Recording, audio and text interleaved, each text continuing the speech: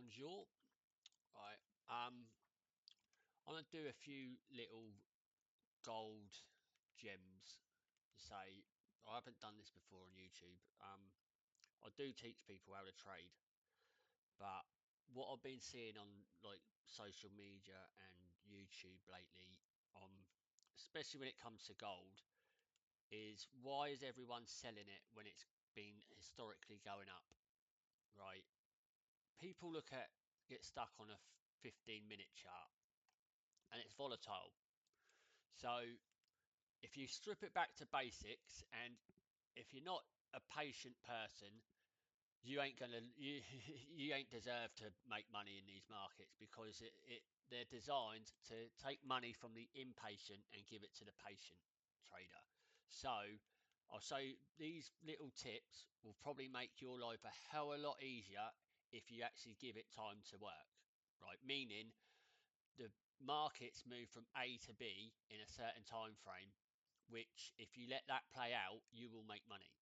So we'll start off with the basics, right? Which a lot of gurus don't teach you this, right? Plain and simple, right? This is as easy as it gets. Gold historically goes up. So if you look at it from the 1970s up to now, 2025, it rarely has down years. It has way more up years than down years, meaning it's statistically better to be buying gold than it is selling because the moves are likely to go up rather than down, right? So if you look at here, it went from 2000 and from the year 2000 up to the year 2011, it went up 1, 2, 3, 4, 5, 6, 7, 8, 9, 10 consecutive years, right? Here, it's done 3 already. And if you know anything about simple breakouts in markets, in bull runs, that's what they do. They'll break out and go up. Sometimes you can have measured moves, so you can have that, right? So you're looking at a lot of, it's still got a lot of room that it can go up. No one in 1970 thought gold was going to go to $38 up to over 4,000 today, but it is. That's how the markets move. So how can we capitalize on knowing that something's going to go up and how to position yourself to make as much money as possible? Right. So best way to do it is then you go on to another time frame. So this is a quarterly. You can see if there's going to be more 12-month candles, yearly candles that go up, there's going to be way more quarterly candles that go up, and they're going to be bigger. So the good time frame to look at is buying this at the beginning of a quarter underneath the opening price of the quarter, right?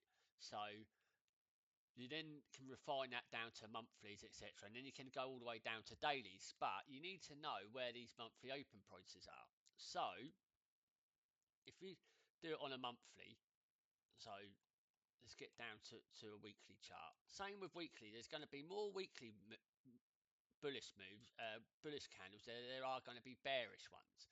Yeah, you're not going to always get the bullish candle, but at the same time, if you position yourself right on the right side of a bullish candle, you can get weeks that go up for 8 weeks at a time. Let's say if a month's going to go, if a quarterly candle's going to go up, then obviously that's 3 months. Obviously, not every month's going to be bullish, but at the moment, you look at gold, and this is when ICT, it hasn't taken the low of the previous month. It's only done it twice in 2 years, which was at November last year. It took October's low, but then that's a higher high, higher low, higher low, higher low, higher low, higher low, higher low, higher low. And the other one was here, February 2024, took out January's low. So you can see at the start of the year opened there. That's the yearly open price. It went down, made a low of the year, and then went higher, right? Then we get on to next. We'll just do the last couple of years. This year just went bullish from the off. January just went straight up. Let's mark off another one. 20,000 January.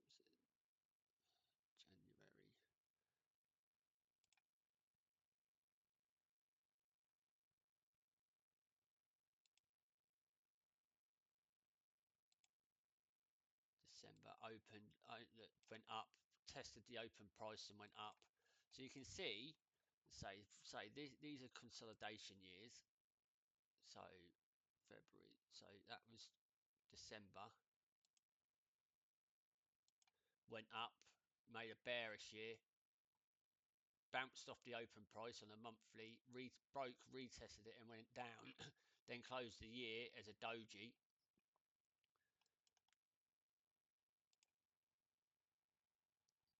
So that's January open there. So see that year opened up in January, spiked higher, went lower, retested the yearly open price and dropped and closed lower.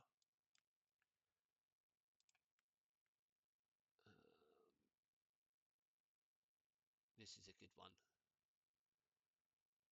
December, so year open there, yearly open, went higher, went spiked down in the COVID crash, bounced back up, closed above the open price, and the year was bullish.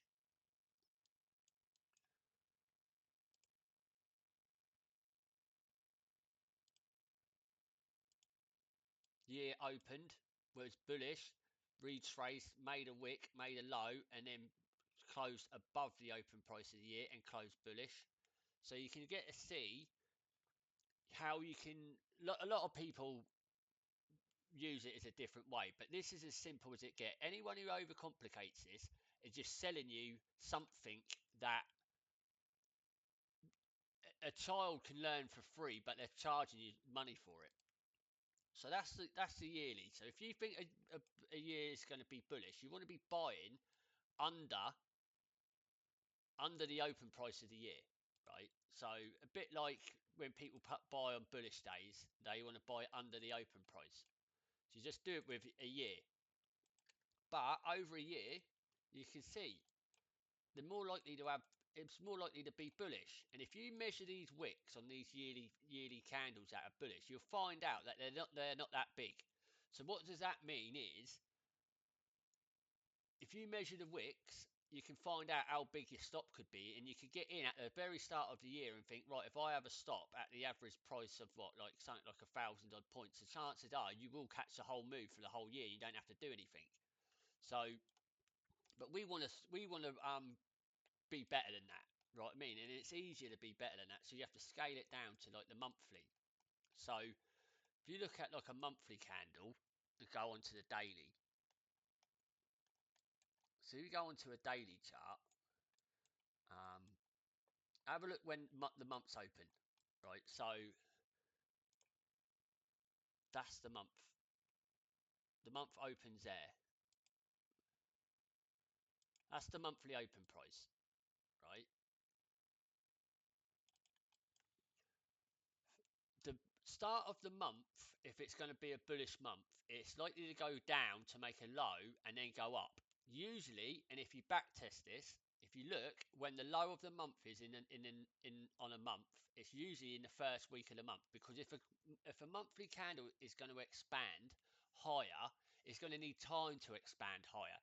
So it's going to take either in week you're looking at week 2 or 3 of the month is where it's likely to expand higher, and then at the end of the month it's likely to make the wick or the high and pull back a bit, usually because of profit taking at the end of the month. So usually the first week, of which is usually an NFP or an FOMC, the low of the month will get put in that week.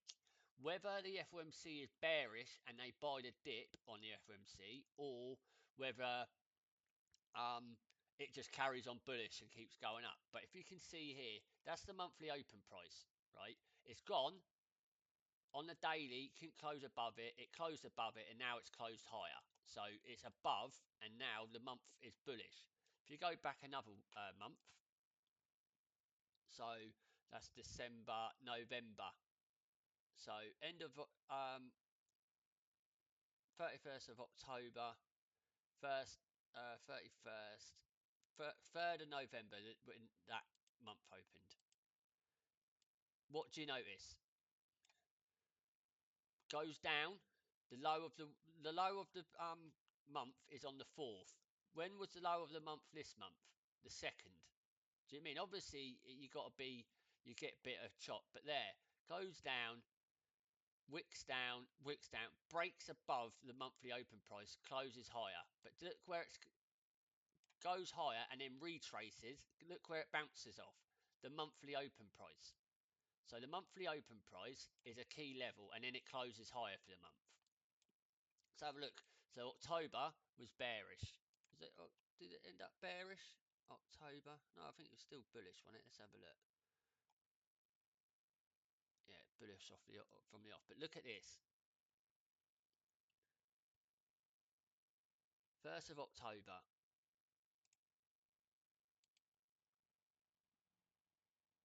1st of October there, right? So opens up, makes a wick, gets above the open price, goes up. 13th, 20th of October comes all the way down. Where does it almost touch? The monthly open price. It goes back up, closes as a doji. Let's have a look at another one. September. I think these are just all majorly bullish months.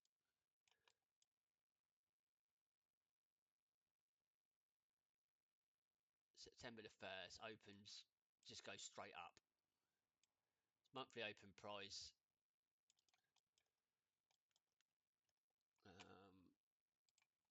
Couple of dojis in this consolidation. So when it's going to consolidate, it's not going to an expansion candle. These candles are going to close as dojis, so they're going to chop up and down. So what's that? August open price.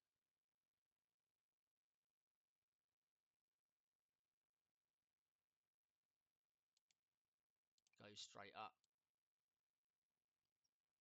That's where August open price would be. Goes up, nearly comes back down to it and goes off.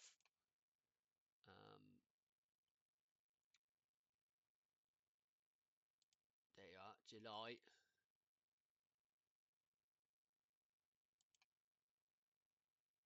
Goes up, bounces off the open price, goes up, comes all the way back down and closes underneath the open price. Retest the open price, and then obviously August was bullish. If you look, it starts doing a repeatable pattern here. July, then look at June. There.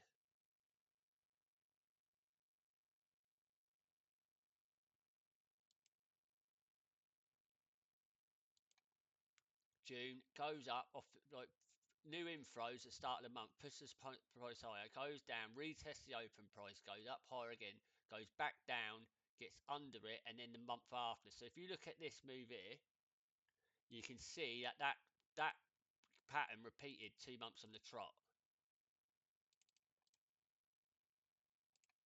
So that monthly cycle was exactly the same, or nearly identical.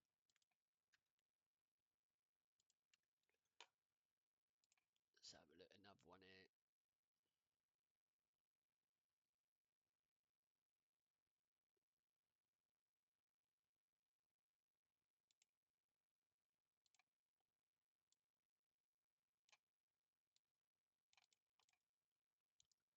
1st of the month goes underneath the open price, then bounces, goes through, retests it, breaks it, comes back down, comes back through, retests it, goes back higher, and it's another chop month more or less. So you can see these are dojis because of the open prices.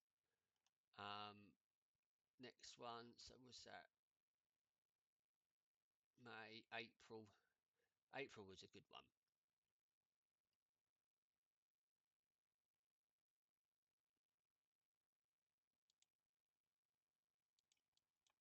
April opens, resists the open price, goes down, big reversal on, I think it was the tariff news, but and then bounces out and goes higher. So as soon as it got above the open price with an imbalance, it starts going up. Another one, April, March.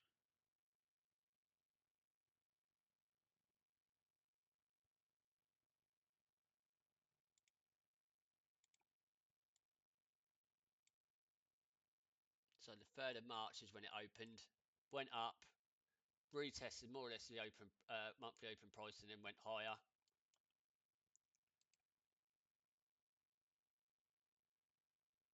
February.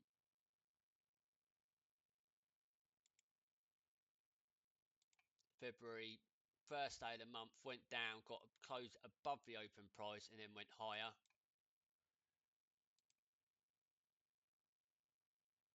January just took off. I think sorry, new inflows come into the market on the first day of the month, first day of the year. Opens up on the 2nd of January, goes up, comes back, retests the open price, wicks back up, and then goes higher. So you're thinking if you know about these open prices, you'd be buying any rejection off the open price or any reversal underneath the open price. And then you can hold it for months. So you can get in, you know what I mean, tiny. That's just knowing about the monthly open prices. All right, take them off. So if you think a year is going to go up, you then start looking to buy a low of the month. And then once you know when the low of the month can be, because like you can see here, as it's usually the first week of the month, you can go on to lower time frames, like the 15-minute chart. And so this is my indicator. I've got more levels in this. This is just a sneak peek at open prices. But if you look at in a 15-minute chart, that was obviously there's going to be a daily open price that is also the weekly open price, and there's also a monthly open price. Every now and again, you will get the first of the month or the first trading day of the month will be a Monday. So that was the first day of the month, and it's the first week. So weekly went up, got underneath the open price of the week, and went down. Look where it resisted. That is the daily open price, and it's also the weekly open price. So it's dropped. So that's Monday, Tuesday, Wednesday, can't get above it, goes down. Thursday, Friday gets above it, and then closes below. When they're dojis and it's a bit choppy, the open price will just get chopped through. But if you look, any bullish move the day opens, gets underneath it, puts in a reversal, bounces off the open price and goes up. Opens up, gets underneath the open price, bounces up and goes up. Even then, when it gets put back down, where does it stop? The open price. That opens, goes down, puts in a reversal, gets above the open price, retraces off the bounces off the open price. You see, you get the gist of these open prices. Open price, support, support, support. So people say it's a new day opening gap or whatever. It's just plain and simple. It's the open price of the day. Open price there looks like it was support there, was support there, was support there. So ideally, you want to be getting in so early when it breaks above the open price that you can hold it for 3-4 days. That ends up you can hold it to end up being 3-4 weeks. That ends up being 3 or 4 months. So there's no reason for people to be scalping these markets, really. You're better off just buying open price, bit of choppy, gets above it, breaks and retests the open price, goes higher. There opens, closes up above the open price, goes higher. Here, up, finds support on the open price, higher, up straight off the open price. There, straight retests the open price, goes higher. This is a reversal, gets up, gets underneath the open price, goes lower. And you can just see it. Once you know where these levels are, you can see it.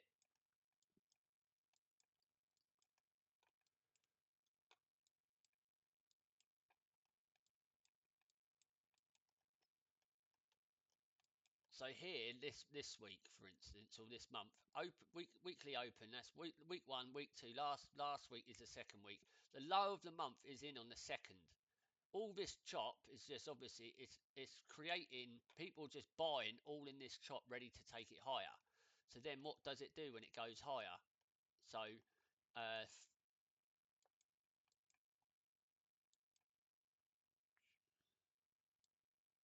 get that. So we know that's it, the monthly open price. So on Wednesday, FOMC spikes up, goes down, bounces off of the previous day's open price.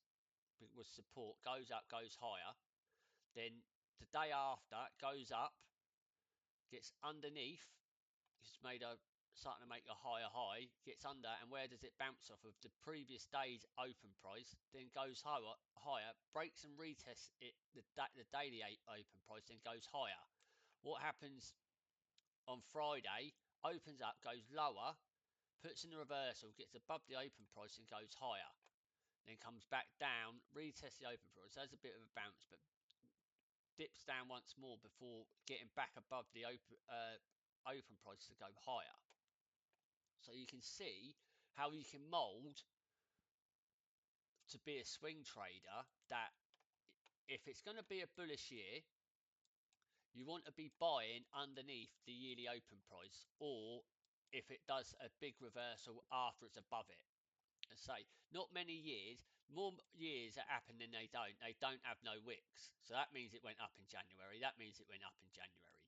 That means it went up in January. That went up in January. That probably went up in January. That went up in January.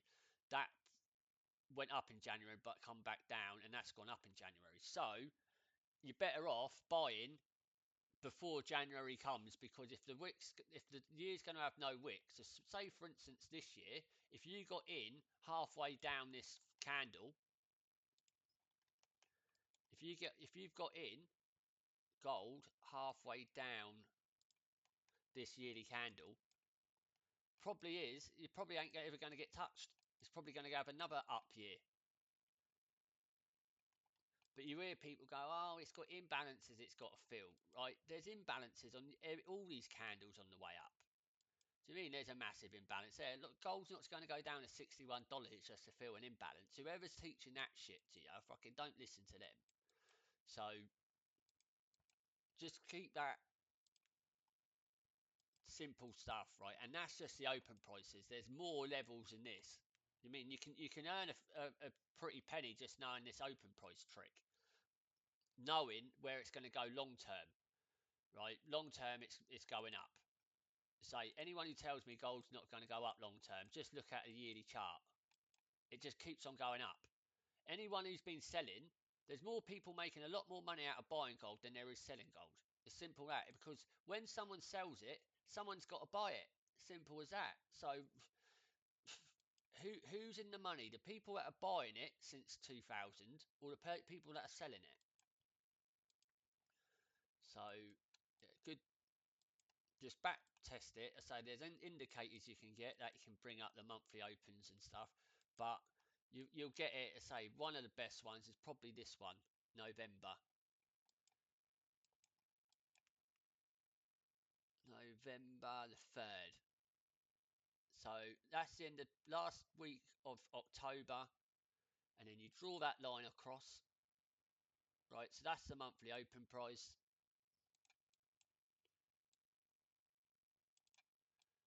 Month opens, gets underneath the open price, starts putting a reversal, bounces off of another open price there, bounces off an open price there, gets above the open price of the month, breaks and retests, and then goes up, and then it comes all the way back down.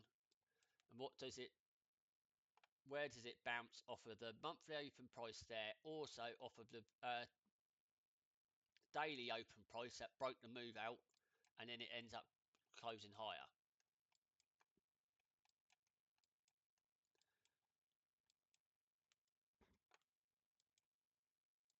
But it's very simple, very effective. But if there's gurus out there explaining it and asking for money for you to for them to explain it, do you mean you need to bin them off? Because this is the most basic trading level that there is out there. The opening price. Some people call it the closing price, but it's the open price, and it is from the changeover from when the market's shut to when the market's open. So it's in the name, the close to the open. Obviously, stocks and that can have gaps, but if you're trading like gold and like forex pairs and that roll over and the new day starts and they start all at the same time every night, then that is the price. None of this 12 o'clock US time. Do you know what I mean? It's when the market's open and when the market's closed. Simple as that. You can't get there is no other time that the market opens and closes at. They all open and close every night at the same time. So that is the open and close price. So hope people have a little listen to this and say, and I'll be putting some other little levels, and these levels they're all objective, they're not subjective, right? Which means all these levels are the same for everyone else, right? For a market to move, there has to be orders and a lot of orders at the same level for the market to get a bid or or it or to drop. So these levels have to have big orders on them, right? If you're doing it through a plain chart like that, you don't know where these levels are, right? You can use bookmap and stuff or whatever and see them, but by the end of what I'm going to show you with these levels, and it's not just like I say, it's not just a daily open. There's other levels. Is if you went on bookmap, you'd see that the orders are sat on these levels, so you don't even have to have bookmap. Obviously, the bookmap will tell you where how many orders are on that levels, but if you know where the levels are, you anticipate a reaction of it, whether it's going to be a break through it or it's going to be a reversal of it. So don't let anyone tell you that trading a naked chart is a good way to do it. If you know where these levels are, it'll open up so many doors to thinking, right, well, it's at that level, it could react off of it. Oh, open price, open price. Like I said, it's nothing to do with a opening gap or anything like that. It's been going on for years. Since these markets started, people get into the market, don't know, they might not trade, they've never, might have not never traded for a whole week before. They want a reference point. What is the price? The price has opened kind of at this point, right? I think it's going to go up, right? So if I think it's going to go up, I don't want a chase price. What I'm going to do is I'm going to put an order down underneath and see if I get filled. They don't chase price. That's what then someone who say if it's going to go up and it doesn't go up, the people will then sell, right? If they sell because they're in a profit, the people who want to buy are going to want to buy below the open price to make it then go up. And then as it's going up, if it makes a higher high, they can then think, right, I'm right, so I'll buy again off of the open price. So they put another order on the open price and it goes up like that. So they average into a trade as it's going up, and that's what a bullish day will look. Sometimes it's just massively bullish and it will just go straight up. But chances are, if it is to drop, it will go back down to the open price and then bounce if it's going to be majorly bullish. Anything underneath the open price that does that, it's likely going to be a break and retest to go lower. So the open price level is a very, very key level. Nothing to do with algorithms, it's just common sense that when you enter a market at the beginning of the day, you want to be buying lower than it opened at, and you want to be selling it higher than it during the day. It's just common sense. Buy low, sell high. So I hope that works. And say you can back test it, especially on bar replay. You can just open up something like there. You can mark the levels off.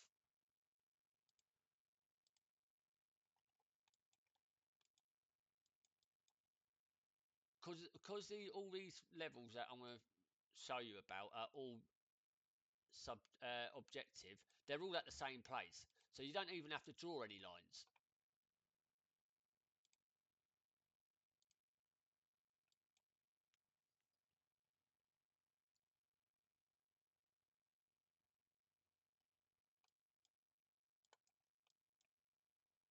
There's indicators that do it for you.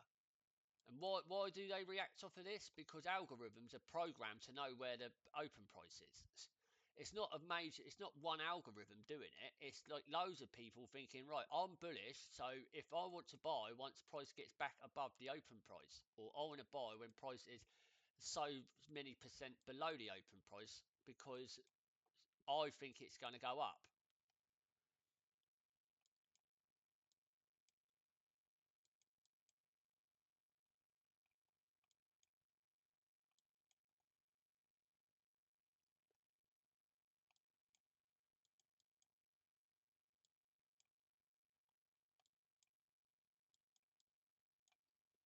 So, and it's so easy to backtest these levels. You just got to put bar replay on.